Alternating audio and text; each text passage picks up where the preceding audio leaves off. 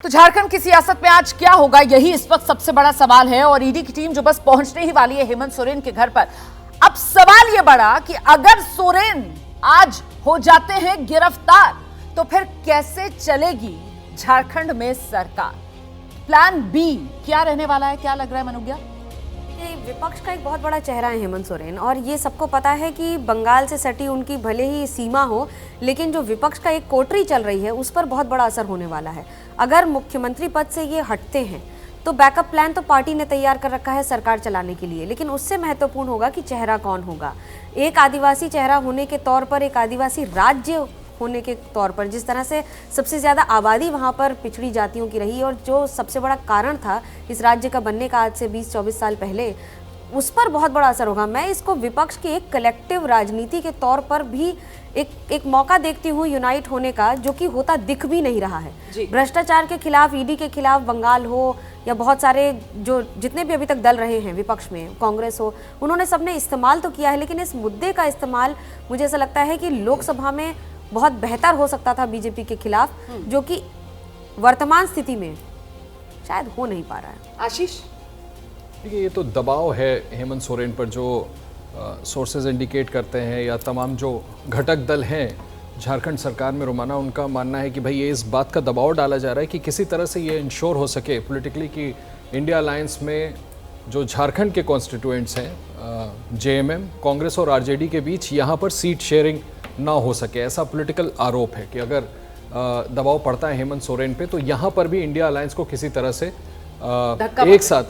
साथ आने में किसी तरह से चोट पहुंचाई जाए। दूसरी बड़ी बात कि कांग्रेस ने देखिए, जब ये पिछली बार भी अब से कुछ दिन पहले, एक आध हफ्ते पहले, जब क्वेश्चनिंग की बात आई थी हेमंत सोरेन से, जब सीएलपी की बैठक बुलाई थी दोनों दलों ने अपने अलग अलग,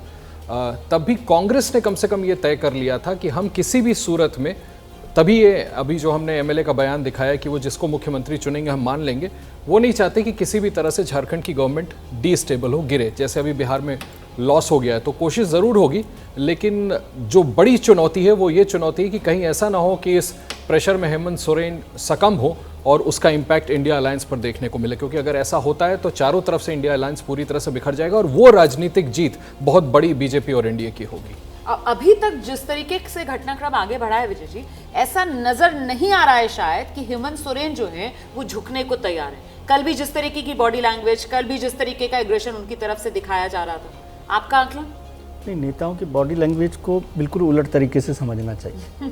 बॉडी लैंग्वेज अलग चीज़ है, लेकिन उन्होंने पूरी तैयारी की और ये जो पिछले 3 दिन निकले हैं उसमें उन्होंने पॉलिटिकल जो उसके इम्प्लीकेशंस हो सकते हैं, रिपरकशंस हो सकते हैं, उस सब पर ध्यान दिया और कोशिश की कि यदि गिरफ्तारी होती है तो वो किस तरह से इस सरकार को, जेएमएम की सरकार कैसे चले। लेकिन जैसे मनोज्ञा ने जो बात कही ना कि वो बहुत बड़ा मौका था इंडिया गठबंधन के लिए कि वो इसका कोई फ़ायदा उठा सके, लेकिन इससे उलट हो रहा है कि अभी बिहार में एक बड़ा झटका इंडिया गठबंधन को लगा जब नीतीश कुमार अलग हो गए। अब झारखंड उससे जुड़ा हुआ राज्य, पहले तो उसी में शामिल था झारखंड,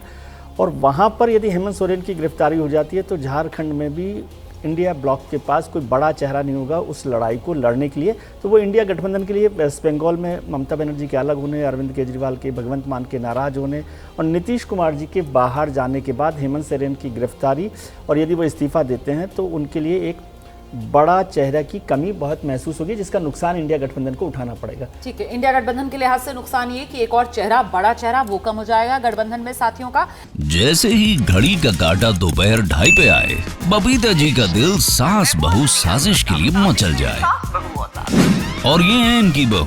पूरे दिन ऑफिस की टेंशन हो जाए गॉन जब ये करें अपना फेवरेट शो फ्री टाइम पे ऑन। इनकी तरह आप भी देखिए अपना फेवरेट शो अपने टाइम पर और डाउनलोड कीजिए एबीपी लाइव ऐप अपने स्मार्ट टीवी पर।